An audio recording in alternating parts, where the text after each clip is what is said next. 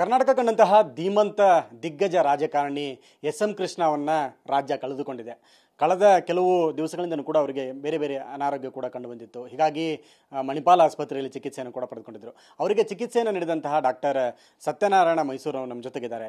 ಕೇಳೋಣ ಅವ್ರ ಜೊತೆಗೆ ಯಾವ ರೀತಿಯಾಗಿ ಅವರ ಅನಾರೋಗ್ಯಗಳ ಸಮಸ್ಯೆ ಇತ್ತು, ಜೊತೆಗೆ ಅವರ ಒಡನಾಟ ಹೇಗಿತ್ತು, ಆಸ್ಪತ್ರೆ ದಾಖಲಾದ ಸಮಯದಲ್ಲಿ ಅವರ ಆರೋಗ್ಯದ ಸ್ಥಿತಿಗತಿಗಳು ಮತ್ತು ಅವ್ರು ಚೇತರಿಸಿಕೊಂಡು ಮನೆಗೆ ಹೋದ ನಂತರ ಯಾವ ರೀತಿಯಾಗಿ ರುಟೀನ್ ಚೆಕಪ್ಗಳಾಗ್ತಾ ಇತ್ತು, ಜೊತೆಗೆ ಅವರ ಆಸ್ಪತ್ರೆಯಲ್ಲಿ ಕಳೆದಷ್ಟು ದಿವಸಗಳ ಕಾಲ ಇವರು ಅವ್ರ ಜೊತೆ ಯಾವ ರೀತಿಯಾಗಿ ಸಂಬಂಧವನ್ನು ಹೊಂದ್ಕೊಂಡಿದ್ರು, ಯಾವ ರೀತಿಯಾದಂತಹ ಅಭಿಲಾಷೆ ಆಗಿರ್ಬೋದು ಮತ್ತು ಮಾತುಕತೆಗಳು ನಡೆದಿತ್ತು ಅನ್ನೋದನ್ನು ಕೂಡ ಕೇಳ್ತಾ ಹೋಗ್ತೀನಿ ಡಾಕ್ಟರ್ ಸತ್ಯನಾರಾಯಣ ಅವ್ರನ್ನ. ಸರ್, ಈಗ ಮಾಜಿ CM ಎಸ್.ಎಂ. ಕೃಷ್ಣ ಅವರು ಮೊದಲು ಅಗಲಿರುವಂಥದ್ದು ತಮಗೆ ಎಷ್ಟು ನೋವಾಗ್ತಾ ಇದೆ, ಜೊತೆಗೆ ಇಲ್ಲಿ ದಾಖಲಾಗಿರುವಂಥ ಸಮಯದಲ್ಲಿ ಅವರು ತಮ್ಮ ಜೊತೆಗೆ ಯಾವ ರೀತಿಯಾಗಿ ಒಂದು ಒಡನಾಟವನ್ನು ಹೊಂದಿದ್ರು?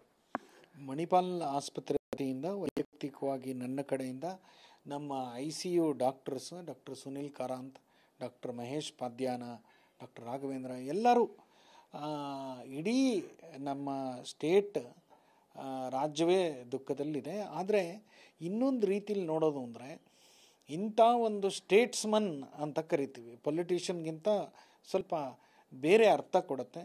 ಅಂಥ ಒಂದು ವ್ಯಕ್ತಿ ಅವರು 92 ವರ್ಷ ಬದುಕಿದ್ರು, ಬಾಳಿದ್ರು, ಬಹಳಷ್ಟು ಯೋಗದಾನ ಇತ್ತು ಅಂದಾಗ ಒಂದು ರೀತಿ ಅದನ್ನು ನಾವು ಸೆಲೆಬ್ರೇಟಿಂಗ್ ಟೋನಲ್ಲಿ ನೋಡಬೇಕು. ಅವರು ಸಾಧಿಸಿರೋದನ್ನೆಲ್ಲ ನೋಡಿ ಮುಂಬರುವ ಪೀಳಿಗೆಗಾಗಲಿ ಅಥವಾ ಇವಾಗ ನಮ್ಮಗಳಿಗಾಗಲಿ ಅವ್ರ ಥರ ಸಾಧನೆ ಮಾಡೋವಂಥ ಒಂದು ಎನ್ಕರೇಜ್ಮೆಂಟು ಸಿಗುತ್ತೆ. ನಂಬರ್ 1, ಅವರು ಬಹಳ ಸರಳ ವ್ಯಕ್ತಿ. ಮೋಸ್ಟ್ಲಿ ಈ ಥರ ದೊಡ್ಡವರೆಲ್ಲನೂ ಇದೇ ಸರಳತೆ ಇಟ್ಕೊಂಡಿರ್ತಾರ ಅನ್ನೋ ಒಂದು ಫೀಲಿಂಗ್ ಬರುತ್ತೆ. ಅವರು ನಮ್ಮ ಆಸ್ಪತ್ರೆ ಕ್ಲೀನಿಂಗ್ ಸಿಬ್ಬಂದಿ ಇರ್ಬೋದು, ಕಸ ಗುಡಿಸೋರು ಇರ್ಬೋದು, ಡಾಕ್ಟ್ರ್ ಇರ್ಬೋದು, ನರ್ಸ್ ಇರ್ಬೋದು, ಎಲ್ಲರ ಹತ್ರನೂ ಒಂದೇ ಲೆವೆಲಲ್ಲಿ ಮಾತಾಡೋವಂಥ ಜೆಂಟಲ್ಮನ್, ಟ್ರೂ ಜೆಂಟಲ್ಮನ್ ಅಂತ ಹೇಳ್ಬೋದು. ಡಾಕ್ಟರ್ VK ಶ್ರೀನಿವಾಸ್ ಅವ್ರ ಕಂಡ್ರೇನು ಬಹಳಷ್ಟು ಗೌರವ ಇಟ್ಕೊಂಡಿದ್ರು. ನನ್ನ ಕಂಡ್ರೆ ಸ್ವಲ್ಪ ಪ್ರೀತಿ ಇತ್ತು ಅಂತ ಹೇಳ್ಬೋದು, ಯಾಕಂದರೆ ಈ ಕನ್ನಡಕನೂ ಅವರೇ ಕೊಟ್ಟಿದ್ದು. ಸೊ ಹಾಗಾಗಿ ವ್ಯಕ್ತಿ ಬಹಳ ಸರಳ, ತುಂಬ ಡಿಗ್ನಿಫೈಡ್, ಕೆಲವೇ ತೂಕದ ಮಾತಾಡೋವಂಥ ವ್ಯಕ್ತಿ. ನಮ್ಮ ಆಸ್ಪತ್ರೆಯಿಂದ ಅವ್ರಿಗೆ ಮನೇಲಿ ನೋಡ್ಕೊಳ್ಳಿಕ್ಕೆ ನರ್ಸಿಂಗ್ ಸಿಬ್ಬಂದಿ, ಡಾಕ್ಟರ್ಸ್ ವಿಸಿಟ್ಟು, ಪ್ರತಿಯೊಂದು ಏರ್ಪಾಡು ಮಣಿಪಾಲ್ ವತಿಯಿಂದ ಆಗಿತ್ತು. ಅವರನ್ನು ನೋಡ್ಕೊಳ್ಳೋದು ಒಂದು ಹೆಮ್ಮೆಯ ವಿಚಾರ ಆಗಿದೆ ಮಣಿಪಾಲ್ಗೆ. ಹಾಗಾಗಿ ಭಾಳಷ್ಟು ಅವ್ರ ಜೊತೆ ನಾವು ಕಳೆದಿರೋಂಥ ಸ್ವೀಟ್ ನೆನಪುಗಳು.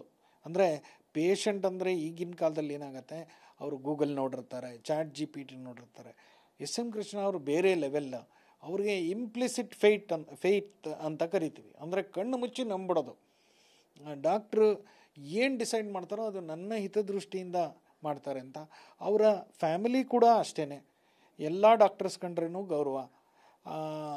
ಇದು ಈ ಥರ ಅಂತ ನಾವು ಹೇಳಿದ್ರೆ ಪೇಷಂಟ್ ಒಳ್ಳೆಯದಕ್ಕೋಸ್ಕರ ನಾವು ಹೇಳ್ತಾ ಇದ್ದೀವಿ ಅನ್ನೋ ಒಂದು ನಂಬುವಂಥ ಮನೋಭಾವ ಎಲ್ಲರಲ್ಲೂ ಅವರಲ್ಲಿ ಆ ಥರ ಗುಣಗಳಿತ್ತು.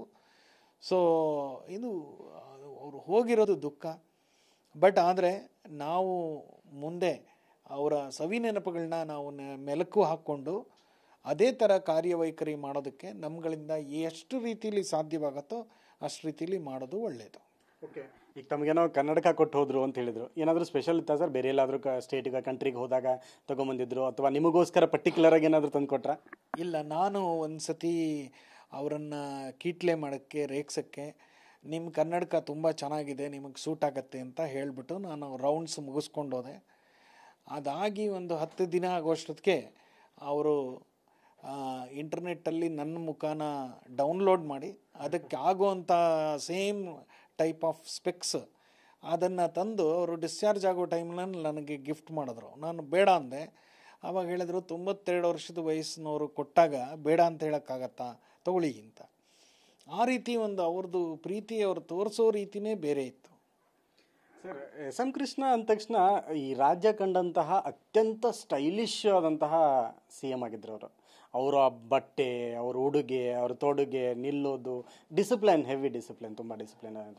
ಆಸ್ಪತ್ರೆಯಲ್ಲಿ ಹೇಗಿರ್ತಿದ್ರು, ಅವರ ಶಿಸ್ತು, ಅವರ ಜೀವನ ಹೇಗಿತ್ತು?